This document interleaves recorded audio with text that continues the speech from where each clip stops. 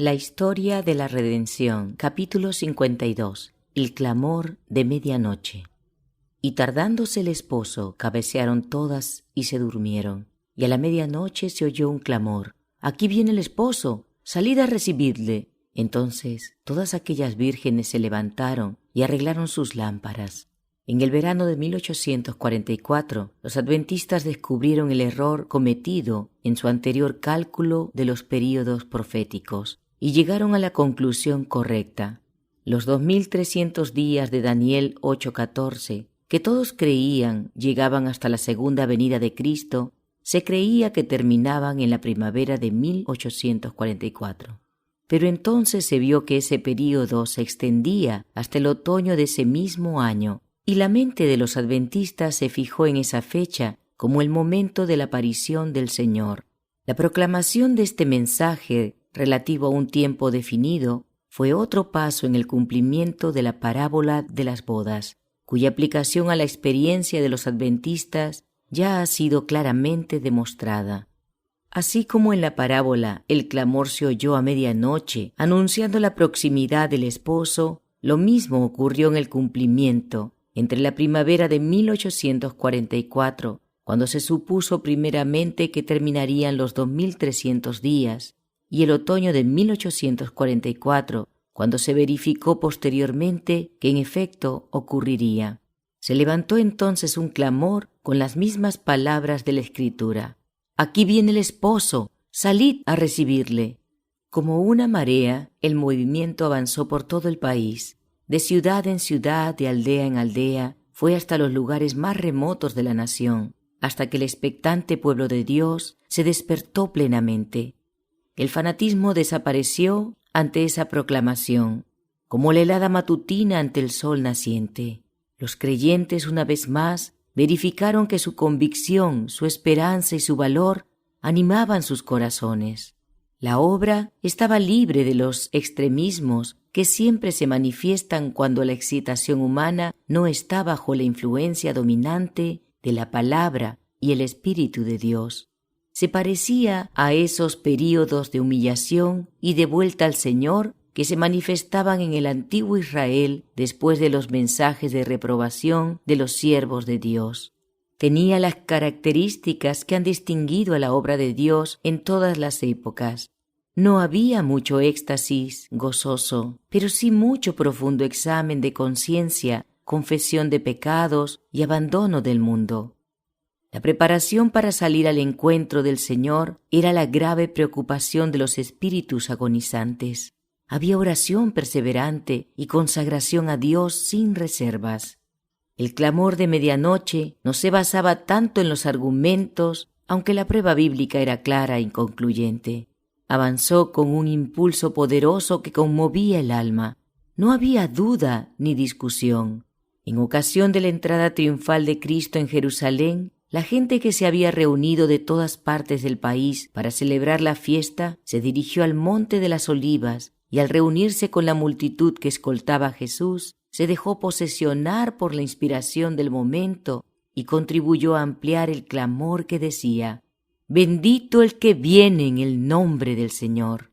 De la misma manera, los incrédulos que se congregaban en las reuniones adventistas, algunos por curiosidad, otros solo para reírse, sintieron el poder convincente que acompañaba este mensaje: «Aquí viene el esposo». En aquel tiempo se manifestó tal fe que las oraciones obtenían respuesta, una fe que se aferraba a la recompensa. Como lluvia sobre la tierra sedienta, el Espíritu de gracia descendió sobre los fervorosos buscadores. Los que esperaban encontrarse pronto frente a su Redentor experimentaron una solemne e indecible alegría. El poder suavizante y subyugador del Espíritu Santo enternecía los corazones a medida que cada onda de la gloria de Dios descendía sobre los fieles creyentes. Cuidadosa y solemnemente, los que recibían el mensaje llegaron al momento cuando esperaban encontrarse con su Señor. Creían que su primer deber consistía en asegurarse cada mañana de que habían sido aceptados por Dios. Sus corazones estaban estrechamente unidos y oraban mucho los unos por los otros.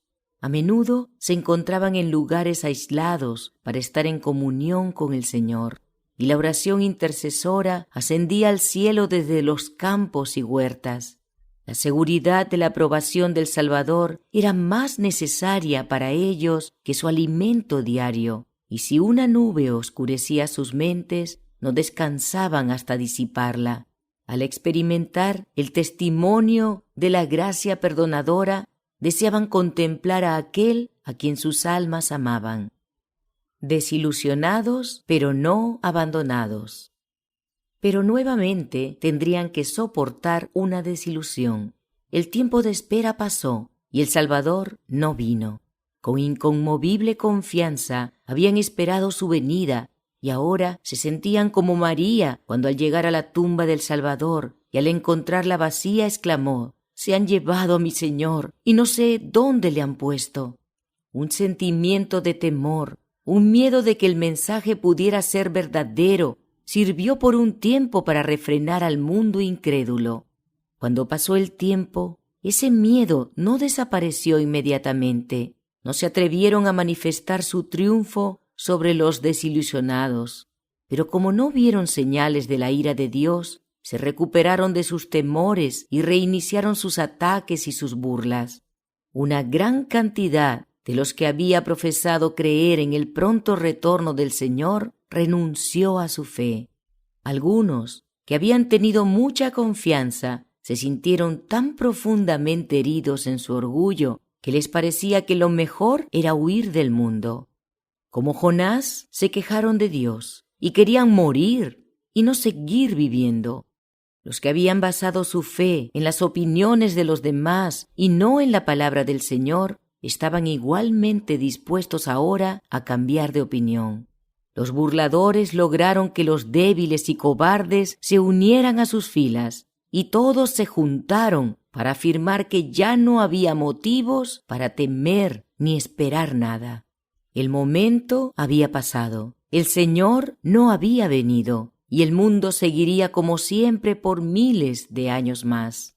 Los creyentes fervorosos y sinceros habían abandonado todo por Cristo y habían compartido su presencia como nunca antes.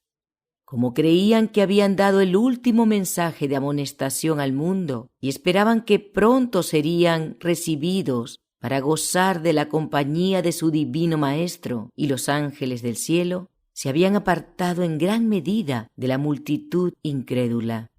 Con intenso anhelo habían orado: «Ven, Señor Jesús, ven pronto». Pero Él no había venido. Y ahora tener que aceptar la pesada carga nuevamente de los cuidados y perplejidades de la vida y soportar las burlas de un mundo escarnecedor era sin duda una prueba terrible de fe y paciencia. Sin embargo, esta desilusión no era tan grande como la que experimentaron los discípulos en ocasión del primer advenimiento de Cristo. Cuando Jesús entró triunfalmente en Jerusalén, sus seguidores creyeron que estaba a punto de ascender al trono de David y librar a Israel de sus opresores. Llenos de esperanza y gozo anticipado, competían unos con otros en rendir honores a su rey. Muchos a su paso tendían sus mantos como una alfombra o extendían ante él frondosas ramas de palmera. En su entusiasmo y su alegría se unían en esta festiva aclamación: «Hosana al Hijo de David». Cuando los fariseos, perturbados y airados por esa manifestación de júbilo, querían que Jesús reprendiera a sus discípulos, él respondió: «Os digo que si éstos callaran, las piedras clamarían». La profecía debía cumplirse.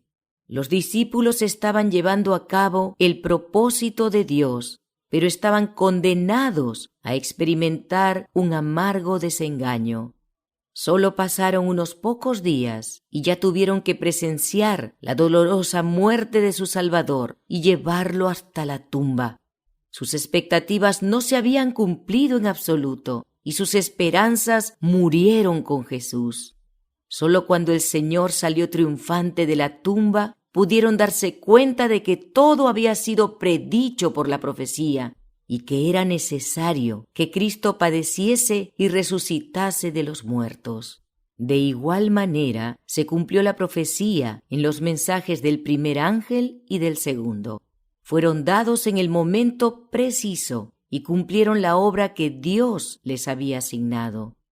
El mundo había estado observando con la esperanza de que si el momento pasaba y Cristo no venía, toda la estructura del adventismo se desmoronaría.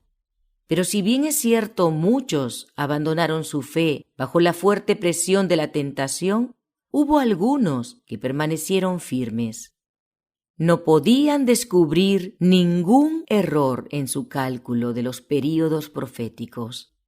Sus opositores más capaces no habían logrado que depusieran su actitud.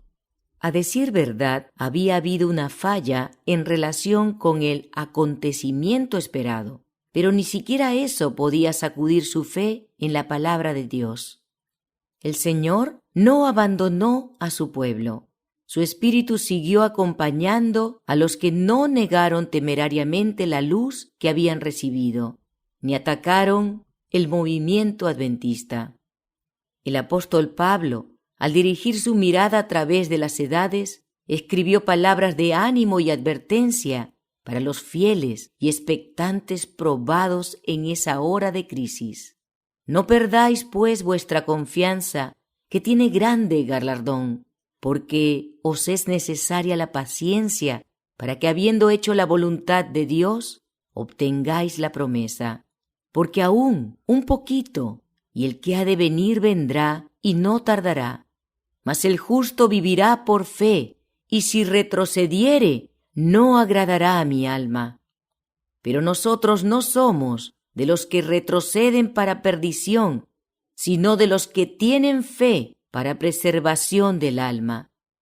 Su única conducta segura consistía en conservar la luz que ya habían recibido de Dios, aferrarse firmemente a sus promesas y seguir escudriñando las Escrituras y esperar y velar pacientemente para recibir más luz.